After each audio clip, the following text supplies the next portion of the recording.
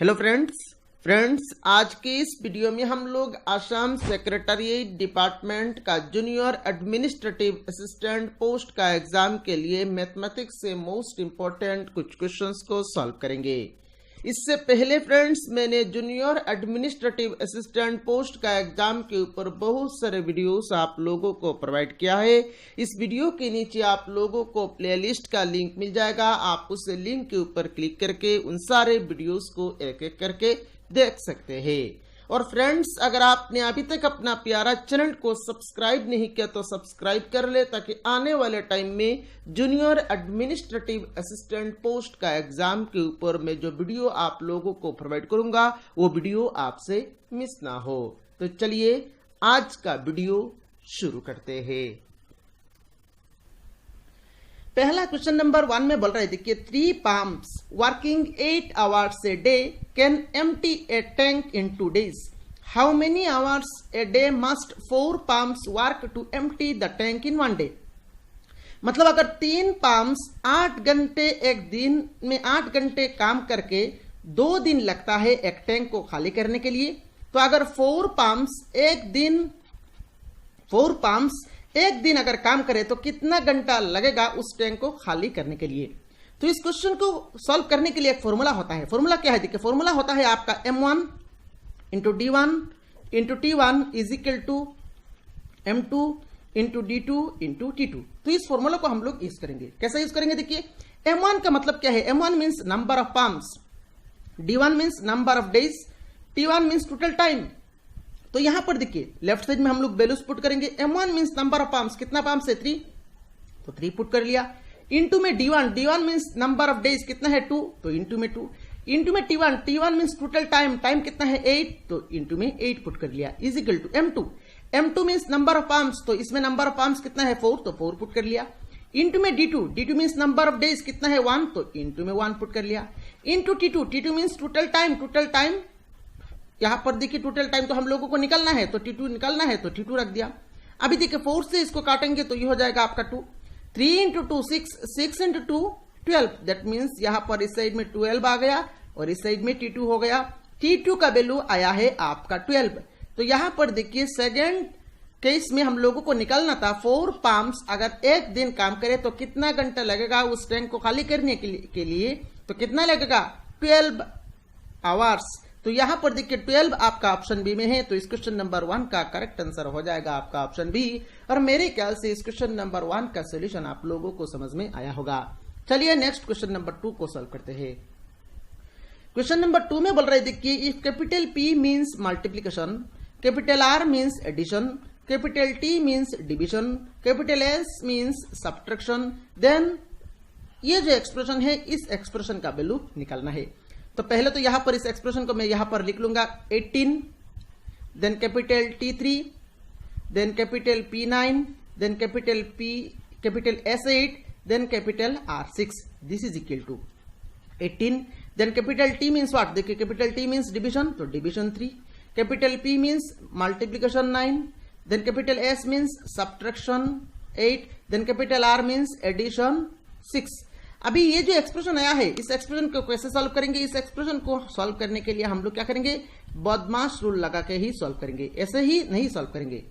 तो बदमाश रूल का पहले तो बी मतलब ब्रैकेट, तो यहां पर तो ब्रैकेट नहीं है, छोड़ दीजिए ब्रैकेट को, बी को छोड़ दीजिए। उसके बाद ओ ऑफ तो नहीं है। देन देखिए डी मींस डिवाइड, तो यहां पर देखिए डिवाइड है, तो हम लोग पहले डिविजन का काम करेंगे।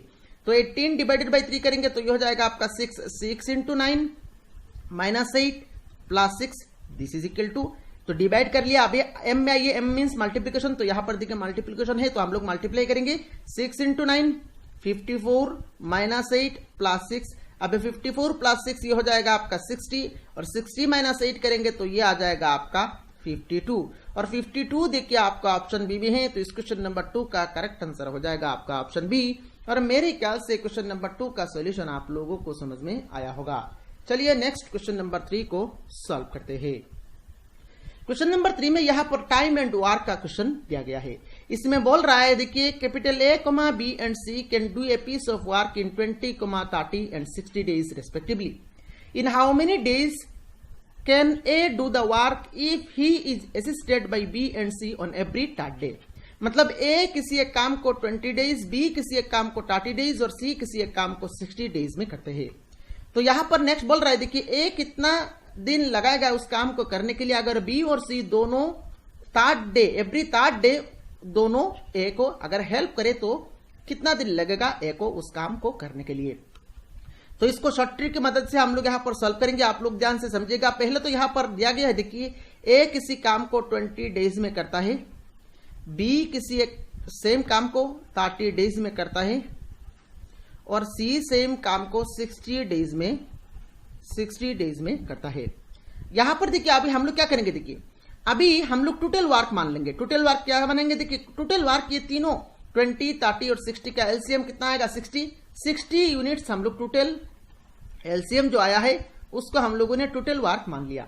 मतलब अभी ए 60 यूनिट्स काम करने के लिए 20 डेज लगाता है। ए 60 यूनिट्स काम करने के लिए 20 डेज लगाता है। तो ए एक दिन में कितने यूनिट्स काम करेगा, 60 डिवाइडेड बाई 20 करेंगे तो ये आ जाएगा आपका 3। तो ए एक दिन में 3 यूनिट्स काम करता है। सिमिलरली बी 60 यूनिट्स काम करने के लिए 30 डेज लगाता है। तो बी एक दिन में कितने यूनिट्स काम करेगा, 60 डिवाइडेड बाई 30 करेंगे तो ये आ जाएगा आपका 2 यूनिट्स। तो बी एक दिन में 2 यूनिट्स काम करता है। सी 60 यूनिट्स काम करने के लिए 60 डेज लगाता है। तो सी एक दिन में कितने यूनिट्स काम करता है, 60 डिवाइडेड बाई 60 करेंगे तो ये आ जाएगा आपका 1 यूनिट। दैट मीन्स ए एक दिन में 3 यूनिट्स काम करता है, बी एक दिन में 2 यूनिट्स काम करता है और सी एक दिन में 1 यूनिट काम करता है। अभी यहां पर हम लोगों को निकालना क्या है, हम लोगों को निकालना है ए को कितना दिन लगेगा उस 60 यूनिट्स काम करने के लिए अगर एवरी थर्ड डे बी और सी दोनों ए को हेल्प करे। अब आइए कैसे करेंगे, देखिए फर्स्ट डे ए ने काम करना शुरू किया। फर्स्ट डे ए एक दिन में कितने यूनिट्स काम करता है, 3 यूनिट्स। तो यहां पर हम लोगों ने 3 यूनिट्स लिख लिया। फर्स्ट डे ए 3 यूनिट्स काम किया। सेकेंड डे में फिर से ए 3 यूनिट्स काम किया। अब ये थर्ड डे देखिए ए तो 3 यूनिट्स काम किया पर बी और सी दोनों हेल्प कर रहे हैं। बी ने कितने यूनिट्स काम किया, 2 यूनिट्स। सी ने कितने यूनिट्स काम किया, 1 यूनिट्स। मतलब थर्ड डे में टोटल कितने यूनिट्स काम हुआ है, थर्ड डे में टोटल 6 यूनिट्स काम हुआ है। दैट मीन्स यहां पर अभी हम लोग देखिए 3 दिन हुआ है काम। तो 3 डेज में कितना यूनिट्स काम हुआ है, देखिए 3 + 6 कितना हो रहा है, 12। दैट मीन्स 3 डेज में टोटल 12 यूनिट्स काम हुआ है। फिर से ये करेगा, 4th डे में फिर से ये करेगा, 5th डे में फिर से ये अकेला करेगा और 6th डे में फिर से ये करेगा पर बी और सी हेल्प करेगा। तो इसी तरह हम लोग नहीं करेंगे। अभी इतना तक मिल गया। अभी हम लोगों को करना कितना है, 60 यूनिट्स। तो 12 यूनिट्स को 60 यूनिट्स बनाने के लिए हम लोगों को क्या करना है, इस साइड में 5 से गुना करना पड़ेगा। 5 × 12 60 हो जाएगा। तो इस साइड में अगर हम लोग 5 गुना करेंगे तो इस साइड में भी 5 को गुना करना पड़ेगा। तो इस साइड में जब हम लोग 5 गुना करेंगे तो 5 × 3 कितना हो जाएगा, 15 डेज। और 15 डेज आपका ऑप्शन डी में है।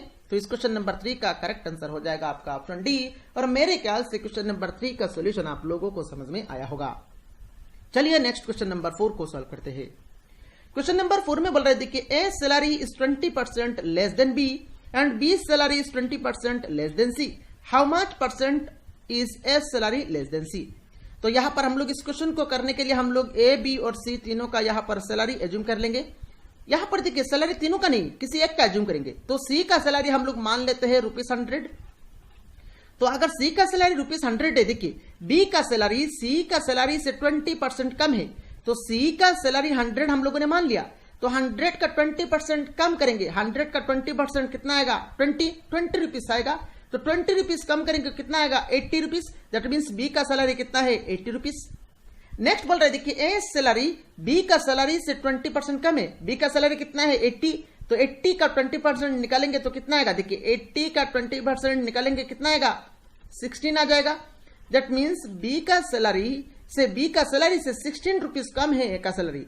तो 80 से 16 जब कम करेंगे तो कितना आ जाएगा, 64। तो ए का सैलरी मिल गया 64 रुपीज।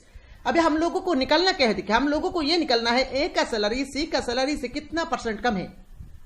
तो देखिए ए का सैलरी 64 रुपीज है, सी का सैलरी 100 रुपीज है। तो कितना रुपीज कम है, ए का सैलरी सी का सैलरी से कितना रुपीज कम है, कितना रुपीज कम है। यहां पर आप देख लीजिए ए का सैलरी सी का सैलरी से कितना रुपीज कम है, 36 रुपीज कम है। तो अभी कितना रुपीज नहीं, कितना % कम है, यह हम लोगों को निकलना है। तो ए का सैलरी सी का सैलरी से कंपेयर किया जा रहा है। तो जिसके साथ कंपेयर किया जा रहा है उसको हम लोग नीचे लिखेंगे। किसके साथ कंपेयर किया जा रहा है? सी के साथ। सी का सैलरी कितना है? 100, तो नीचे लिख लेंगे 100 और परसेंटेज निकालने के लिए इनटू में कर देंगे 100, तो 100 कैंसिल हो जाएगा। आंसर क्या आ जाएगा? 36%।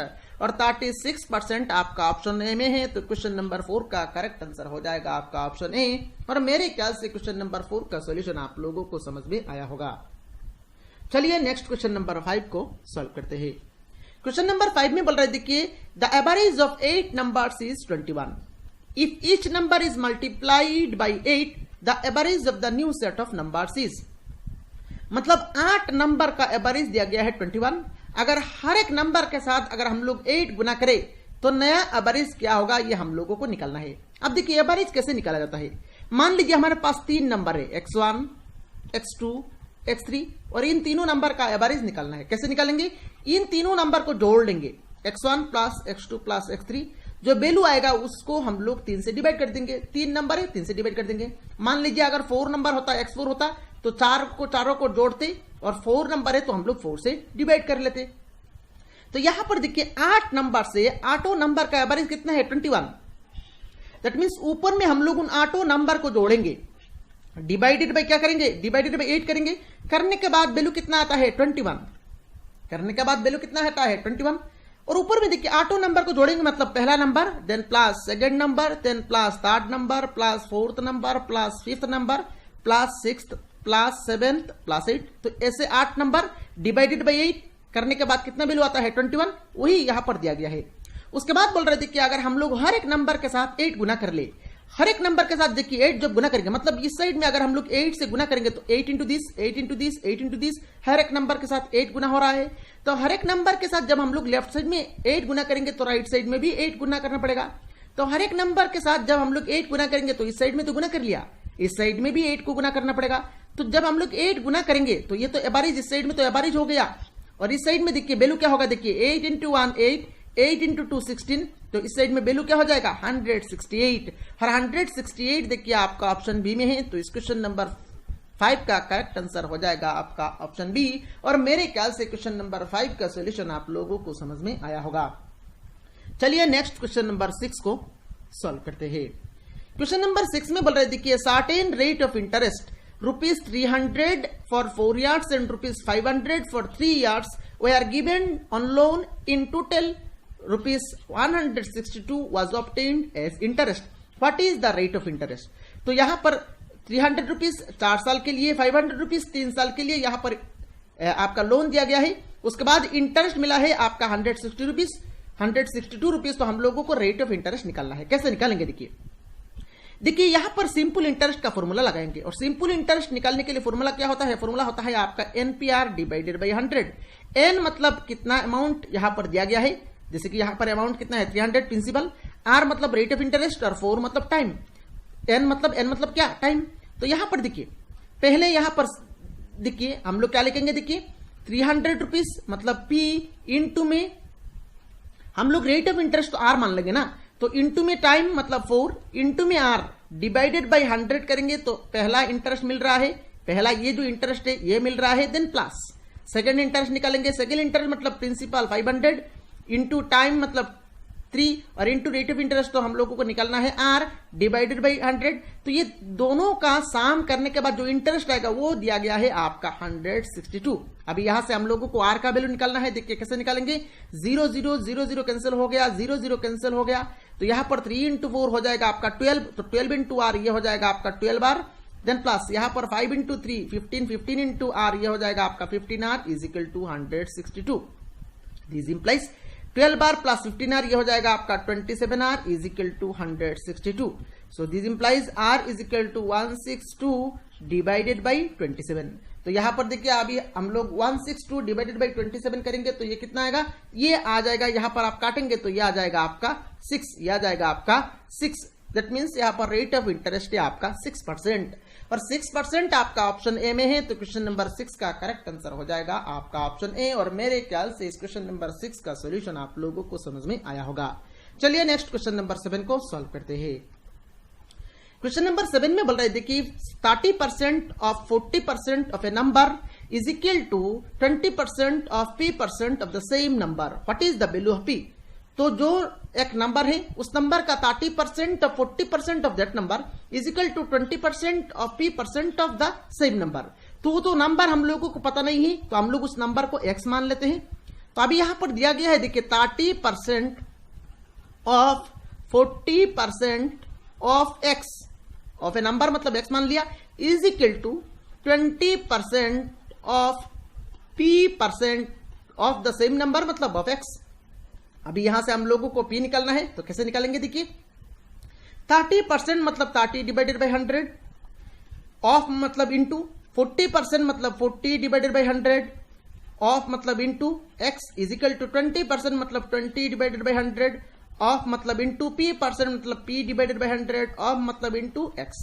अभी देखिए 100 100 100 100 नीचे जो है इसे कैंसिल हो गया। अभी नेक्स्ट देखिए 0 0 कैंसिल हो गया, 2 से इसको काटेंगे तो ये हो जाएगा आपका 2। नेक्स्ट देखिए x भी कैंसिल हो गया, तो यहां पर देखिए 30 इंटू 2 रह गया, तो 30 इंटू 2 ये हो जाएगा आपका 60, और राइट साइड में है आपका p का वैल्यू निकालना था, p का वैल्यू कितना आया है 60, और 60 देखिए आपका ऑप्शन सी में है। तो क्वेश्चन नंबर 7 का करेक्ट आंसर हो जाएगा आपका ऑप्शन सी। और मेरे ख्याल से क्वेश्चन नंबर 7 का सोल्यूशन आप लोगों को समझ में आया होगा। चलिए नेक्स्ट क्वेश्चन नंबर 8 को सॉल्व करते हैं। क्वेश्चन नंबर 8 में बोल रहा है, देखिए the total strength of a school is 1360, मतलब एक स्कूल में टोटल 1360 स्टूडेंट्स है। For every 15 boys there is 1 girl, for every 15 boys there is 1 girl, the number of girls in the school is.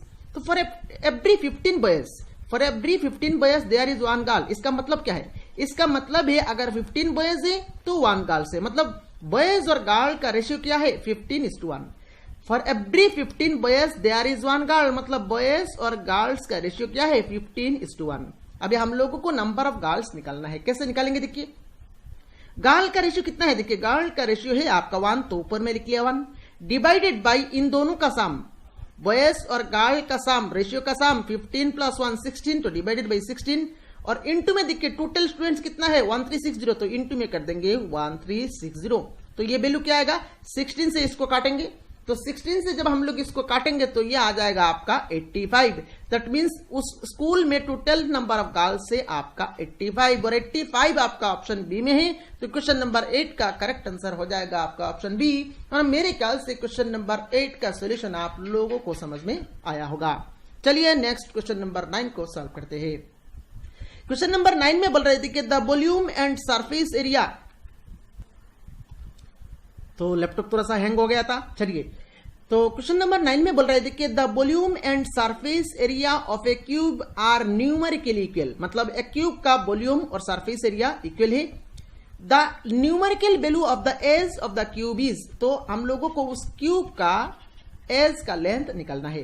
तो मान लेते हैं उस क्यूब का एज का लेंथ ए है, तो अगर क्यूब का एज का लेंथ ए है तो उसका वॉल्यूम का फॉर्मूला क्या हो जाएगा, उसका वॉल्यूम का फॉर्मूला हो जाएगा आपका ए क्यूब, और उसका सरफेस एरिया का फॉर्मूला हो जाएगा आपका 6a²। यहां पर बोला गया है वॉल्यूम का वैल्यू मतलब a cube is equal to surface area का वैल्यू इक्वल है, तो सरफेस एरिया मतलब 6a²। तो यहां से हम लोगों को क्यूब का एज का लेंथ निकालना है, मतलब ए का वैल्यू निकालना है। अब ए क्यूब को हम लोग क्या लिख सकते हैं, इसको हम लोग लिख सकते हैं a² into a is equal to 6a²। तो यहां पर देखिए स्क्वायर कैंसिल हो गया, तो यहां पर ए का वैल्यू आ गया आपका 6। दैट मींस क्यूब का एज का लेंथ कितना होगा 6 यूनिट्स, और 6 देखिए आपका ऑप्शन बी में है। तो क्वेश्चन नंबर 9 का करेक्ट आंसर हो जाएगा आपका ऑप्शन बी। और मेरे ख्याल से क्वेश्चन नंबर 9 का सोल्यूशन आप लोगों को समझ में आया होगा। चलिए नेक्स्ट क्वेश्चन नंबर 10 को सॉल्व करते हैं। क्वेश्चन नंबर 10 में बोल रहे थे कि in a party 15 people shake their hands with each other, मतलब एक पार्टी में टोटल 15 पीपल है और हर एक ने क्या किया हैंड शेक किया। How many handshakes take place, तो कितना टोटल हैंड शेक होगा यह हमको निकालना है। अब ये जो क्वेश्चन है इसको आप नॉर्मल मेथड से करेंगे तो बहुत टाइम लगेगा। इसको निकालने के लिए एक फॉर्मूला होता है, इसका hand number total number of hand shakes निकालने के लिए, total number of hand shake निकालने के लिए फॉर्मूला होता है आपका n into n-1 divided by 2।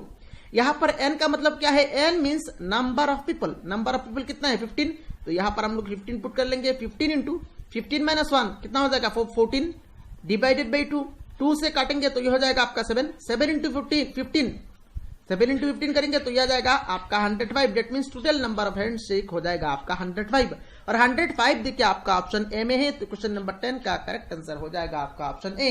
और मेरे ख्याल से इस क्वेश्चन नंबर 10 का सोल्यूशन आप लोगों को समझ में आया होगा। तो इस वीडियो में सिर्फ इतना ही। ये वीडियो कैसा लगा आप नीचे कमेंट बॉक्स में कमेंट करके जरूर बताएं। अगर आपने चैनल को सब्सक्राइब नहीं किया तो जल्द से जल्द सब्सक्राइब कर ले। Thank you for watching this video.